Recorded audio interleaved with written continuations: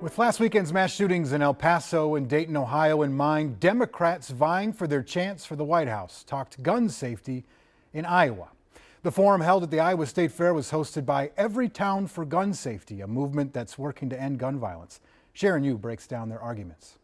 17 Democratic candidates meant a lot of bullet points, but the good news is that they were mostly in agreement with arguments like universal background checks and banning assault-style weapons. These are weapons designed to kill human beings in a rapid way. The same goes for red flag laws. These laws allow a family member or law enforcement to step in to petition for a temporary weapons removal from somebody that they believe is a risk to themselves or others. So what set these candidates apart? For starters, Ohio Representative Tim Ryan led a caravan of mothers who were worried about gun violence all the way to Louisville, Kentucky to convince Senator Mitch McConnell to call the Senate back into session to talk about expanding background checks. Some say well over 1,000, some say maybe 1,500 people in Kentucky from 5 different states. Senator Elizabeth Warren also laid out a lengthy proposal Saturday morning saying that if she were to become president, she would work to reduce gun-related deaths by 80%.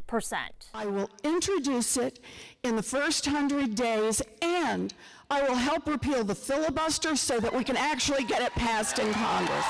Former Vice President Joe Biden brought up biometrics, like for guns, like how you unlock your iPhone with your thumb, but for triggers. Now, if that technology exists for that reason, why in God's name can't every single solitary weapon being sold in America? And entrepreneur Andrew Yang says companies that manufacture the guns also need to bear the burden. Anytime your product gets used in a way that kills American citizens, we're going to hit you in the wallet. Do you think that might change their attitude?